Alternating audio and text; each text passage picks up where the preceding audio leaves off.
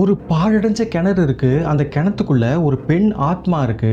அந்த ஓனர் என்ன பண்றாருன்னா, அந்த கிணத்த க்ளோஸ் பண்ணிட்டு, அந்த இடத்த பிளாட் போட்டு வித்துடுறாரு. அந்த பிளாட்ட ஒரு ஃபேமிலி வாங்குறாங்க. அந்த பிளாட்ட வாங்குன ஃபேமிலி அங்க வீடு கட்டலாம்னு முடிவு பண்றாங்க. அப்படி முடிவு பண்ணும்போது, அவங்க குடும்பத்துக்குள்ள ஒவ்வொரு நாளுமே ஒவ்வொரு அமானுஷ்யமா நடக்க ஆரம்பிக்குது. அப்படி என்ன அமானுஷ்யங்கள்லாம் நடந்தது? அந்த பெண் ஆத்மா என்ன பண்ணுச்சு? எல்லாத்தையுமே இந்த வீடியோல ஃபுல்லா பார்க்கலாம். இந்த வீடியோ ரொம்பவே த்ரில்லிங்கா இருக்கும். ஸோ எங்கேயுமே ஸ்கிப் பண்ணிடாதீங்க. ஸோ எந்தவித டைம் வேஸ்ட்டும் இல்லாம இப்போ நம்ம வீடியோக்குள்ள போலாம்.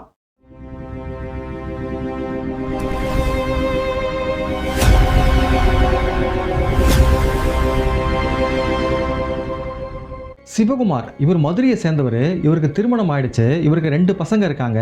இவர் சென்னையில் ஒரு பிரைவேட் கம்பெனியில் வேலை செஞ்சுட்டு வராரு. சிவகுமார் என்ன பண்ணுறாருனா, சென்னையிலே செட்டில் ஆகிடலான்னு சொல்லிட்டு முடிவு பண்ணுறாரு. இவருக்கு நல்ல வருமானம் வர்றதால அந்த இன்கமை வச்சு ஒரு இடம் வாங்கலான்னு முடிவும் பண்ணுறாரு. அந்த டைமில் ஒரு புரோக்கர் வந்து சிவகுமார் கிட்ட சொல்கிறாரு, இது போல் சென்னை அவுட்டர் புறநகர் பகுதியில் ஒரு இடம் ஒன்று சேல்ஸுக்கு இருக்குது, உங்கள் பட்ஜெட்டில் இருக்குது, நீங்கள் வந்து வாங்குங்க, கண்டிப்பாக உங்களுக்கு பிடிக்கும், ரேட்டை வந்து நார்மலாக தான் இருக்குது, ஸோ நீங்கள் கண்டிப்பாக வாங்கி இமீடியட்டாக வீடு கட்டி குடியேறலாம் சொல்றாரு. சிவகுமார் என்ன பண்றாருன்னா, இமிடியேட்டா அவங்க ஃபேமிலிக்கு மதுரைக்கு ஃபோன் பண்ணி அவங்க ஒய்ஃப் அவங்களுடைய 2 பசங்களையும் வர வைக்கிறாரு. சிவகுமார் ஃபேமிலி என்ன பண்றாங்கன்னா, சரி சிவகுமார் சொன்னதால அவங்க ஒய்ஃப் அவருடைய 2 பசங்களும் கிளம்பி இமிடியேட்டா வராங்க. அது சம்மர் லீவு, கொஞ்ச நாள் ஸ்டே பண்ணிட்டு போலான்னு சொல்லிட்டு பிளான் பண்ணிட்டும் வராங்க. இவங்க வந்ததுக்கு அப்புறமா புரோக்கர் வந்து அடுத்த நாளே இவர் சொன்ன இடத்தை காட்டுறதுக்காக இவங்க ஃபேமிலியை கூட்டிட்டு போறாரு. அப்படி கூட்டிட்டு போயிட்டு அந்த இடத்துல இறங்கிட்டு சிவகுமார் வந்து ஃபர்ஸ்ட் இடத்துக்குள்ள போறாரு. அவருக்கு ஒண்ணுமே ஆகல. ரெண்டாவது சிவகுமார் ஒய்ஃப் அவங்க பேர் லதா, அவங்க உள்ள என்டர் ஆகுறாங்க. உள்ள என்டர் ஆகும் போதே அவங்களுக்கு தலை ரொம்பவே சுத்துது. அது மட்டும் இல்லாம அந்த இடத்துல வாமிட்டும் பண்றாங்க. உடனே சிவகுமார் என்ன பண்ணுறாருனா, லதாவை கூப்பிட்டு ஓரமாக உட்கார வைக்கிறாரு.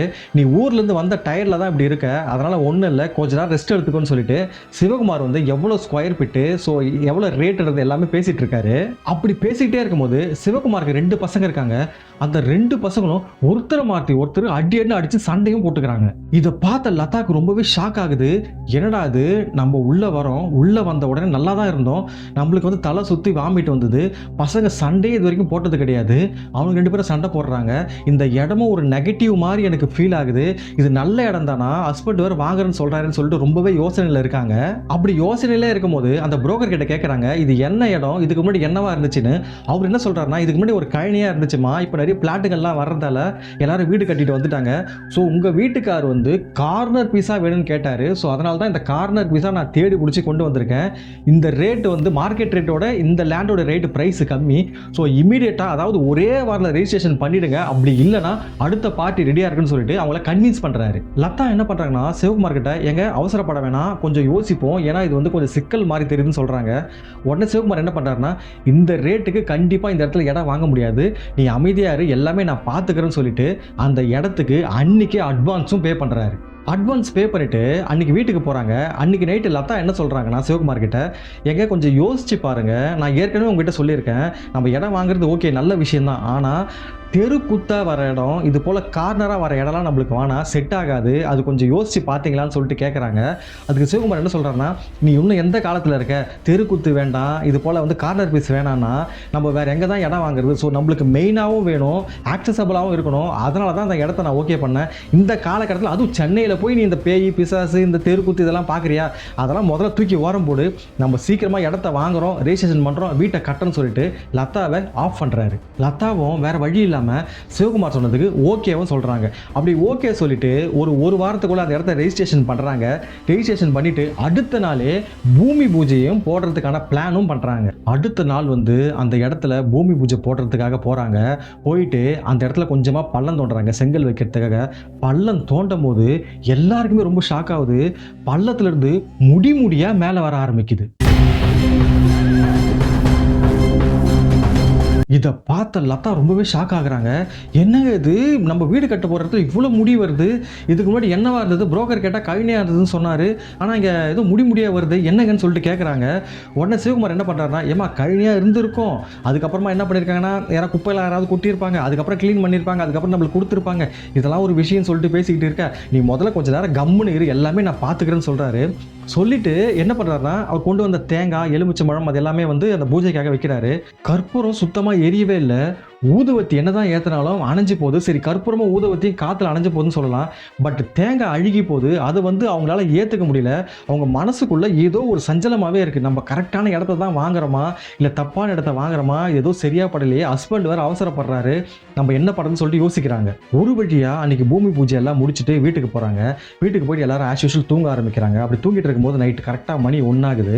இவங்களுக்கு 2 பசங்க இருக்காங்கன்னு சொன்னோம் இல்லையா, அதில் சின்ன பையன் என்ன பண்ணுறான்னா, திடீர்னு அவங்க அம்மாவை, லதாவை வந்து வேகமாக அம்மா அம்மா அம்மா சீக்கிரம் எழுந்துருமா அப்படின்னு சொல்லிட்டு எழுப்புறான். லதா கேட்குறாங்க, எதுக்குடா இவ்வளோ அவசரமாக எழுப்புறேன்னு கேட்குறாங்க.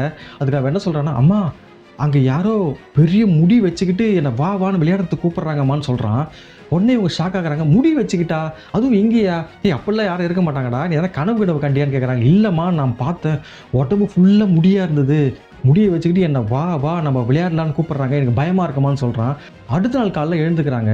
அந்த கனவு கண்டான் இல்லையா சின்ன பையன், அவன் வாசல் படியை தாண்டும் போது அப்படியே இடிச்சுக்கிட்டு கீழே விழுந்துடுறான். காலில் கட்டு போடுற அளவுக்கு அவனுக்கு அடிபட்டுருது. ஹாஸ்பிட்டல் கூட்டு வராங்க. கூட்டிகிட்டு வந்ததுக்கப்புறமா மறுபடியும் சிவகுமார் கிட்ட லதா சொல்கிறாங்க, இது தப்பாக இருக்குது, என்னவோ சரியாக படலை, நம்ம எப்போ அந்த இடத்த பார்க்க போனோமோ அப்போதுலேருந்து எல்லாமே தப்பாக இருக்குது, நம்ம கொஞ்சம் யோசித்து பண்ணலாங்கன்னு சொல்கிறாங்க. உடனே சிவகுமார் என்ன பண்ணுறாருன்னா, இதுக்கப்புறம் நீ பேசவே கூடாது, எல்லாமே நான் தான் பார்த்துப்பேன், நீங்கள் லீவில் இங்கே இருந்துட்டு அதுக்கப்புறம் ஊருக்கு கிளம்பி போங்கன்னு சொல்லிட்டு ஒரு ஸ்ட்ரிக்டாக சொல்லிடுறாரு. அன்றைக்கி எல்லா வேலைகளையும் முடிச்சுட்டு அன்றைக்கி ராத்திரி படுக்க போகிறாங்க. படுக்க போகும்போது ஆஸ் யூஷுவல் நைட்டு கரெக்டாக 1 மணி ஆகுது. கரெக்டாக இவங்களுக்கு லதாக்கு முழிப்பு வருது. என்னடா ஏதோ சவுண்டு கேட்குற மாதிரி இருக்குன்னு சொல்லிட்டு எழுந்து பார்க்குறாங்க. பார்த்தா அவங்களோட பையன் செவுத்துக்கு மேலே பார்த்துட்டு ஏதோ தனியாக பேசிக்கிட்டு இருக்கான். இதை பார்த்த லதா ரொம்பவே ஷாக் ஆகுறாங்க. போயிட்டு அவனை இம்மீடியட்டாக கையை பிடிச்சி இழுத்துட்டு வராங்க. என்னடா பண்ணிக்கிட்டு இருக்குன்னு கேட்கும்போது, அம்மா நேற்று நான் சொன்னேன்ல, அந்த ஆன்ட்டி அந்த செவுத்து மேலேருந்து முடியை வச்சுக்கிட்டு என்னை மறுபடியும் விளையாடவான்னு கூப்பிட்றாங்கம்மா, அதனால தான் நான் என்னென்னு போய் பேசிட்டு வர போனேன்னு சொல்கிறான். உடனே சிவகுமார் எழுப்பி இந்த விஷயத்த சொல்கிறாங்க. சிவகுமார் என்ன சொல்கிறாருன்னா, தயவு செஞ்சு படுங்க, நான் வேலை செஞ்சுட்டு வந்து ரொம்ப டயர்டில் இருக்கேன், நீங்களே டார்ச்சல் பண்ணாதீங்க, ஏற்கனவே பண பிரச்சனையில் இருக்க, நம்ம வீடு வேறு கட்டணும், ஸோ கம்முன்னு படுங்கன்னு சொல்லிட்டு அவங்கள படுக்க வச்சிடுறாரு. அகைன் அடுத்த நாள் தூங்க போகிறாங்க. தூங்க போகும்போது அதே 1 மணிக்கு லதாக்கு சரியாக தூக்கமே வரல. அவங்களுக்கு நல்லாவே புரியுது, ஏதோ ஒரு பேட் ஸ்மெல் வருது. அந்த ஸ்மெல் வந்தோடனே இவங்க கரெக்டாக நோட் பண்ணுறாங்க. இந்த வாட்டி அவங்களுடைய பெரிய பையன் கிச்சன் ரூமுக்குள்ளே போயிட்டு அவடாவே பேச ஆரம்பிக்கிறான். லதாக்கு செம ஷாக்கு.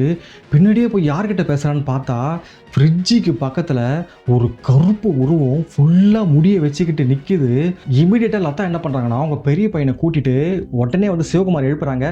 எழுதுருங்க, உங்களுக்கு நம்பிக்கை இல்லைனாலும் பரவாயில்ல, இது ரொம்ப தப்பாக இருக்குது, அந்த இடத்த நம்மளுக்கு நஷ்டமானாலும் பரவாயில்ல, அதை நம்ம வீடும் கட்ட வேணாம், அதை யாருக்காவது வித்துடலாம், அப்படி இல்லைனா அப்படியே கூட கடைசி வரைக்கும் இருக்கட்டும், இது ரொம்ப தப்பாக இருக்குன்னு சொல்கிறாங்க.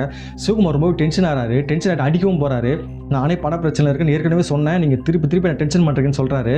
சொன்னதுக்கு அப்புறமா லதா என்ன பண்ணுறாங்கன்னா, நீங்கள் நம்பல, ஒரு கொஞ்ச நேரம் தூங்காமல் மூச்சிட்டு இருக்குன்னு சொல்கிறாங்க. அதே போல் சிவகுமார் மூச்சிட்டு இருக்காரு. கரெக்டாக ஒரு 15 நிமிஷம் கழிச்சு சேம் கிச்சன் ரூம்லேருந்து அவங்க பெரிய பையனை வான்னு சொல்லிட்டு ஒரு உருவம் கூப்பிடுது. சிவகுமார் ஏதோ சவுண்டு கேட்குறா போல இருக்கு, உங்களுக்கு கேட்குதான்னு கேட்குறாரு. இதைத்தானே நாங்களும் சொல்கிறோம் அப்படின்னு சொல்லிட்டு லதா சொல்கிறாங்க. எல்லாரும் எழுந்து கிச்சன் ரூம்குள்ளே போகிறாங்க. ஒரு கெட்ட வாசனை வருது. அந்த கெட்ட வாசனை அவங்களால சுத்தமாக வந்து இது பண்ணவே முடியல. ஸோ முகத்தில் ஒரு கட்சிப்பெல்லாம் வச்சுக்கிட்டு போகிறாங்க. போயிட்டு பார்த்தா அங்கே ஒரு கருப்பு உருவம் முடியை ஃபுல்லாக விட்டுக்கிட்டு என்ன சொல்லுதுன்னா, நீங்கள் எல்லாரும் அவசரப்பட்டு என்னோடய இடத்துக்கு வந்துட்டீங்க, அது ரொம்ப ரொம்ப தப்பு, அது நான் இருக்கிற இடம், அங்கே எப்படி நீங்கள் வீடு கட்டுவீங்க, வீடு கட்டினீங்கன்னா உங்கள் எல்லாரையும் நான் என்கிட்ட கூப்பிட்டுப்பேன், உங்களால் முடிஞ்சால் தடுத்துக்குன்னு சொல்லிட்டு அந்த இடத்த விட்டுட்டு ஸ்பீடாக ஜன்னல் வழியாக காணாமல் போயிடுது. இதை பார்த்த சிவகுமார் ரொம்பவே பயந்து போயிடுறாரு. ஐயோ நம்ம வாங்கின இடத்துல ஏதோ பிரச்சனை இருக்குது போல், அதை தான் நம்ம மனைவி வந்து திரும்ப சொல்லிட்டு இருக்கா போலன்னு சொல்லிட்டு, ஆமாலத்தா நீ சொல்கிறது உண்மை தான், இப்போ தான் எனக்கு புரியுது, நம்ம என்ன பண்ணுறதுன்னு சொல்லிட்டு கேட்குறாரு. உடனே அவங்க என்ன சொல்கிறாங்கன்னா, நீங்கள் கவலைப்படாதீங்க, இங்கே பக்கத்தில் ஒரு அங்காளம்மன் கோயில் இருக்கான், இன்றைக்கி நான் கேட்டு விசாரித்து வச்சுருக்கேன், நாளைக்கு போய் பார்த்துட்டு வரேன், அங்கே வந்து இது போல் அருள் வாக்கு சொல்கிறாங்க, என்னைக்கு சொல்கிறாங்கன்னு கேட்டு வரேன்னு சொல்கிறாங்க. மறுநாள் வந்து சிவகுமார் வேலைக்கு போயிடுறாரு. லதா அவங்க 2 பசங்களையும் கூப்பிட்டுட்டு பக்கத்தில் இருக்க அங்காளம்மன் கோயிலுக்கு போகிறாங்க. போயிட்டு இது போல் பிரச்சனையாக இருக்குன்னு சொல்கிறாங்க. அப்போ அங்கிருந்த பூசாரி என்ன சொல்றாருன்னா, ஏமா நாளைக்கு தான் பௌர்ணமி, நாளைக்கு அருள் வாக்கு சொல்லுவோம், தற்போதைக்கு என்ன பண்றீங்கன்னா இந்தாங்கன்னு சொல்லிட்டு ஒரு 4 எலுமிச்சை பழம் கொடுக்குறாரு. அந்த எலுமிச்சை பழத்தை நீங்க தூங்கும் போது உங்க 4 பேரோட தலையணி உள்ள வச்சுட்டு தூங்குங்க, இன்னைக்கு எந்த பிரச்சனையும் உங்களுக்கு வராது, நாளைக்கு வாங்க நம்ம எல்லாத்தையுமே அம்மன் கிட்ட கேட்டுக்கலாம்னு சொல்றாரு. ஸோ இவங்க என்ன பண்றாங்கன்னா, அந்த எலுமிச்சை பழத்தெல்லாம் வாங்கிட்டு அன்னைக்கு நைட்டு வீட்டுக்கு வராங்க. எல்லார் தலைக்காணிக்குள்ள எலுமிச்சை பழத்தை வைக்கிறாங்க. வச்சுட்டு படுக்க ஆரம்பிக்கிறாங்க. படுக்க ஆரம்பித்து ஒரு 2 மணி வரைக்கும் எந்த விஷயமும் நடக்கலை. லதா என்ன நினைக்கிறாங்கன்னா, ஓகே பிரச்சனை வந்து ஓகே சால்வ் ஆகுது, நம்பிக்கையாக இருக்காங்க. கரெக்டாக 3 மணி இருக்கும். அங்கே இருக்கிற கருப்பு ஆத்மா என்ன பண்ணுதுன்னா, வீட்டை சுற்றி சுற்றி வருது, அழுவுது, சவுண்டு கொடுக்குது, பாத்திரத்தெல்லாம் விட்டு எறியுது. உங்களால் ஒன்றுமே பண்ண முடியாது, நாளைக்கு என்ன பண்ணுறேன் பார்க்கலாம், இந்த பழத்தை இப்போவே வெளியே தூக்கி போடுங்க, அப்போ தான் உங்களுக்கு நல்லது, இல்லைன்னா நான் உங்களை சும்மா விட மாட்டேன் சொல்லிட்டு மிரட்டுது. லதா அதுக்கெல்லாம் கொஞ்சம் கூட பயப்படவே இல்லை, சைலண்ட்டாக இருந்தாங்க. பொழுது விடிகிற வரைக்கும் எல்லா ஃபேமிலியும் டோட்டலாகவே பூஜனம் போலவே இருந்தாங்க. கரெக்டாக அடுத்த நாள் விடியுது, பௌர்ணமி. காலையில் 10 மணிக்கு எல்லோரும் குளிச்சுட்டு கோவிலுக்கு போயிடுறாங்க. போனதுக்கப்புறமா அந்த அருள் வாக்கு முதல் நாளாக உட்காந்து கேட்குறாங்க. அப்படி கேட்கும் போது அந்த அம்மன் என்ன சொல்கிறாங்கன்னா, ஒரு காலத்தில் நீங்கள் வாங்கின இடம் ஒரு பெரிய விவசாய பூமியாக இருந்தது.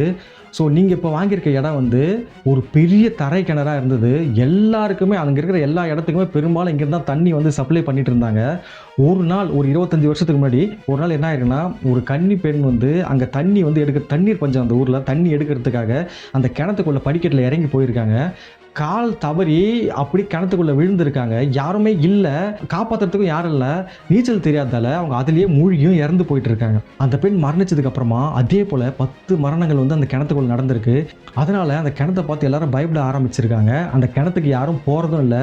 நாளடைவில் அந்த கிணத்தை யூஸ் பண்ணுறதால செடியும் இதுவும் முளைச்சி ஒரு பாழடைஞ்ச கிணறா ஆயிடுச்சு. ஆனதுக்கப்புறமா அந்த இடத்த விற்கிறதுக்கு அந்த ஹவுஸ் ஓனர் எவ்வளோ முயற்சி பண்ணியிருக்காரு. ஆனால் அவரால் விற்க முடியல. அப்புறம் ஒரு புரோக்கரை பிடிச்சி இதை எப்படியாவது விற்று கொடுத்தனா அவனுக்கு ஒரு நல்ல கமிஷன் கொடுக்குறேன்னு சொன்னார். ஸோ அந்த கிணத்தை மண்ணெல்லாம் போட்டு நிறவிட்டு வந்த விலைக்கு போனால் போதுன்னு சொல்லிட்டு அந்த புரோக்கர் கிட்ட சொல்லியிருக்காரு. அந்த புரோக்கரும் காசுக்கு ஆசைப்பட்டு உங்ககிட்ட உண்மையை மறைச்சி இந்த விஷயத்த சொல்லியிருக்காரு. நீங்களும் உங்களுக்கு இடம் வேணுன்றதால தெரியாமல் போய் அந்த இடத்த வாங்கி மாட்டிக்கிட்டீங்க. அது தன்னுடைய இடம், அங்கே யாரும் வரக்கூடாதுன்னு சொல்லிட்டு முடிவு பண்ணுது. அதனால தான் நீங்கள் அங்கே வீடு கட்ட போகிறேன்னு தெரிஞ்சதுக்கப்புறமா அது உங்களை கட்ட விடாமல் என்னென்ன பண்ணணுமோ எல்லாமே பண்ணிக்கிட்டு இருக்குன்னு சொல்லிட்டு அந்த அம்மன் சொல்லி முடிக்கிறாங்க. இதை கேட்ட லதாவும் சிவகுமாரும் ரொம்ப ஷாக் ஆகுறாங்க. அம்மா நீங்கள் தாம்மா காப்பாற்றணும், இப்போ என்னம்மா பண்ணுறதுன்னு கேட்குறாங்க. அதுக்கு அவங்க என்ன சொல்கிறாங்கன்னா, இன்னைக்கு பௌர்ணமி, சக்தி ரொம்ப அதிகமாக இருக்கும். இன்றைக்கி நைட்டே 10 மணிக்கு மேலே அந்த இடத்துக்கு போவோம். ராத்திரி போயிட்டு பூஜைகள் பண்ணி அந்த பேய் அன்றைக்கே விரட்டிட்டு நீங்கள் சந்தோஷமாக வீடு கட்டி குடியிருக்கலாம், இது என் வாக்குன்னு சொல்லிட்டு அம்மன் அப்போவே சொல்கிறாங்க. உடனே லதா என்ன பண்ணுறாங்கன்னா, அந்த பூஜைக்கு தேவையான சாமான்கள் எல்லாமே வாங்க ஆரம்பிக்கிறாங்க. அந்த பொருட்கள் எல்லாமே வாங்கிட்டு கரெக்டாக இங்கே கோவிலில் சொன்னால் போய் நைட்டு 10 மணிக்கு அந்த பூசாரி இவங்க சிவகுமார் ஃபேமிலி எல்லாருமே எல்லாம் தூங்கினதுக்கப்புறமா ஒரு 10-10:30 வந்து அந்த இடத்துக்கு போகிறாங்க. போனதுக்கப்புறமாவே அவங்களுக்கு போகும்போதே ஒரு கெட்ட வாடை வருது. அவங்களால உள்ளே நுழைய முடியல. நாயெல்லாம் வந்து அதிகமாக குலைக்குது, துரத்துது. இவங்களுக்கு என்ன பண்ணுறதுனே தெரியல. உடனே பூசாரி என்ன சொல்கிறாருன்னா, பயப்படாதீங்க, அம்மா நம்ம கூட இருக்காங்க, தைரியமாக இருங்க, நீங்கள் கலைஞ்சி மட்டும் போயிடாதீங்க, ஒன்றா இருங்கன்னு சொல்லிட்டு அந்த இடத்துக்குள்ளே கூட்டிகிட்டு போயிடுறாரு. கூட்டிகிட்டு போனதுக்கப்புறமா அந்த அவருக்கு மேலே வந்துடுது அம்மன். ஒரு ரவுண்டு ஒன்று போடுறாரு. ரவுண்டு போட்டுட்டு எல்லாருக்கிட்டையும் ஒரு எலுமிச்சை மாயத்தை கொடுத்துட்டு அங்கேயே உட்கார வைக்கிறாரு. என்ன நடந்தாலும் இந்த ரவுண்டை விட்டு நீங்கள் வெளியே போகக்கூடாது, இந்த பழத்தை கீழே போட்டுடக்கூடாது, மற்றதை நான் பார்த்துக்கிறேன்னு சொல்கிறாரு. சொல்லி முடிச்சதுக்கப்புறமா அந்த அம்மன் வந்திருக்கு இல்லையா, அவங்க என்ன பண்ணுறாங்கன்னா, அந்த கிணத்துல அவங்க வாங்கியிருக்க இடம் இருக்குது பாருங்கள், அந்த ஸ்கொயராக இருக்கும் இல்லையா, எல்லா இடத்துலையுமே போயிட்டு பள்ளம் தோண்டிட்டு ஒரு சின்ன சின்ன தகடுகள்லாம் புதைச்சிட்டு வராங்க. அப்படி புதைச்சிட்டு வரும்போது கரெக்டாக அந்த இடத்துக்கு வெளியே இருந்து அந்த முடி வச்சிருக்க அந்த ஆத்மா வந்து கத்துது, இது ஏன் இடம், என்ன துரத்த பார்க்குறீங்களா, என்ன நடக்கிறீங்க பாருங்கன்னு சொல்லிட்டு சிவகுமாரை ப்ரோசஸ் பண்ண ஆரம்பிக்குது. சிவகுமார் உடம்புக்குள்ளே ஏற ஆரம்பிக்குது. சிவகுமார் என்ன பண்ணுறாருன்னா, சுயநினைவை இழக்க ஆரம்பிக்கிறாரு. அந்த பழத்தை தூக்கி வீசேரின்னு சொல்லுது. பழத்தை தூக்கி வீசேரியை பார்க்குறாரு. அந்த சர்க்கிள் போட்டாங்க இல்லையா, அந்த சர்க்கிளை விட்டு வெளியே போக முயற்சி பண்ணுறாரு. அப்போ அவங்க ஃபேமிலி மெம்பர்ஸ் அந்த பூசாரி எல்லாம் பிடிச்சி அவரை உட்கார வைக்கிறாங்க. அவருக்கு திருநூறுலாம் வச்சு நீ வெளியே போகக்கூடாதுன்னு சொல்லிட்டு அவரை மறுபடியும் நார்மல் கொண்டு வராங்க. ஆனால் அந்த ஆத்மா உள்ளே வர்றதுக்கு ரொம்ப முயற்சி பண்ணுது. அடுத்து அவங்க குழந்தைங்களை ப்ரோசஸ் பண்ண பார்க்குது. அடுத்து லதா ப்ரோசஸ் பண்ண பார்க்குது. பட் இந்த பூசாரி ரொம்ப ஸ்ட்ராங்காகவே அந்த அம்மன் உள்ளே இருக்கிறதால அதை உள்ளே வர விட முடியாமல் ஃபுல்லாக கட்டு போட்டுடுறாரு. போட்டு முடிச்சதுக்கப்புறமா என்ன பண்ணுறாருன்னா, ஒரு சின்ன வட்டம் போட்டு அந்த ஆத்மாவை உள்ளே வந்து உட்கார வைக்கிறாரு. உட்கார வச்சுட்டு, நீ இதுக்கப்புறம் உன்னை பற்றி எங்களுக்கு எல்லாமே தெரியும், இது இவங்க வாங்கின இடம், இவங்க கஷ்டப்பட்டு உழைச்சி சம்பாரித்து வாங்கின இடம், யாரையுமே ஏமாத்தலை, இது உன் இடம் கிடையாது, யாரோ ஒரு இடத்துல நீ தண்ணி பிடிக்க வந்த உன்னுடைய விதியால் நீ வந்து இறந்துட்ட, ஆனால் அது உன் இடம்னு சொல்லிட்டு நீ உரிமை கொண்டாடுறது ரொம்ப ரொம்ப தப்புன்னு சொல்லிட்டு அந்த ஆத்மாவை விரட்டுறதுக்கு பார்க்குறாங்க. அது நான் போக மாட்டேன், இங்கே தான் இருப்பேன்னு சொல்லிது. அதுக்கப்புறமா என்ன பண்ணுறாருன்னா, ஒரு தகுடுலாம் எடுத்து அங்கே புதைச்சி அது மேலே வந்து சில தண்ணியெல்லாம் தெளித்து எலுமிச்சை மழை வச்சு பூஜைலாம் பண்ணி லாஸ்ட்டாக அதுக்கிட்ட சத்தியாவை வாங்குறாரு. இதுக்கப்புறம் இந்த இடத்துல நீ வரக்கூடாது, இது இவங்களோட சொந்தமான இடம், விட்டுட்டு போய் தான் ஆகணும், போகலைன்னா அப்புறம் உங்களுக்கு நடக்கிறதே வேறன்னு சொல்லிட்டு அந்த அம்மன் சொல்லும் போது வேற வழி இல்லாமல் நான் போயிடுறேன், என்னை விட்டுடுங்க அப்படின்னு சொல்லிட்டு அந்த ஆத்மா வந்து அங்கேருந்து விலகியும் போயிடுது. அதுக்கப்புறமா என்ன பண்ணுறாருன்னா அந்த பூசாரி இவங்க எல்லாருக்குமே ஒரு தாயத்தை கொடுக்குறாரு. இதை 48 நாளுக்கு கழட்டவே கூடாது. அதே போல் 5 நாளைக்கு ஒரு வாட்டி கோவிலுக்கு வாங்க, நான் கனி தரேன், அந்த எலுமிச்சம்பழம் கனியை நீங்கள் எங்கே போனாலும் கூடவே கொண்டு போங்க, மறுபடியும் ராத்திரி வந்து தூங்கும்போது தலையணையில் வச்சுக்கணும், 48 நாளைக்கு இதை பண்ணுங்கள், உங்களை பிடிச்ச கெட்டது எல்லாமே விலகிடும், நீங்கள் இங்கே நல்லா இருக்கலாம்னு சொல்லிட்டு பூசாரி சொல்கிறாரு. இவங்க என்ன பண்ணுறாங்கன்னா அந்த தாயத்தெல்லாம் வாங்கி கட்டிக்கிட்டு அந்த 48 நாளைக்கு வந்து அம்மன் சொன்ன கனியை வந்து எடுத்துக்கிறாங்க. எடுத்துகிட்டு ரெகுலராக அங்காளம்மன் கோவிலுக்கு போக ஆரம்பிக்கிறாங்க. அப்படி போகும்போது ஒரு 2வது வாரத்திலிருந்தே அவங்களுக்கு வந்து சேஞ்சஸ் தெரிய ஆரம்பிக்குது.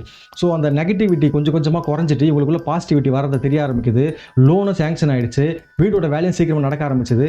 இப்போ என்ன பண்ணுறாங்கன்னா அந்த 48 நாள் முடிஞ்சு அப்புறம் ஒரு 6 மாதம் கழிச்சு வீடும் கட்டி குடி போயிட்டு அந்த வீட்டில் நல்லாவும் இருக்காங்க. ஸோ ஃப்ரெண்ட்ஸ், இந்த கதை உங்களுக்கு ரொம்ப பிடிச்சிருக்குன்னு சொல்லிட்டு நம்புகிறேன். இது போல் நீங்கள் வேறு எங்கேயாவது இடம் வாங்க போகிறீங்கன்னா ஸோ அந்த இடத்த வந்து ஃபுல்லாக விசாரிச்சுட்டு வாங்க. இது நல்ல இடம் தானா, இதுக்கு முன்னாடி இந்த இடம் என்னவா இருந்தது, இதுக்கு முன்னாடி அந்த இடத்த வச்சிருந்தவர் வந்து என்ன பண்ணிட்டு இருந்தார், இது போல் எல்லாமே விசாரித்து வாங்குங்க.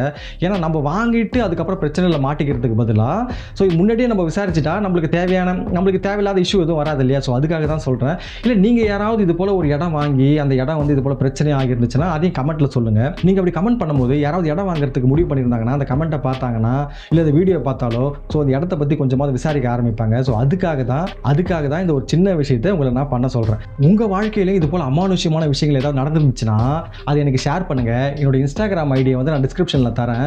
அதில் வந்து டெக்ஸ்ட்டாவோ இல்லை ஆடியோ மெசேஜாவோ சென்ட் பண்ணுங்கள். நம்ம மக்களுக்கு எல்லாருக்குமே தெரியப்படுத்துவோம். நான் திரும்பவும் வேற ஒரு வீடியோவில் உங்களை சந்திக்கிறேன். அது வரைக்கும் நான் உங்கள் ஜீவானந்தம்.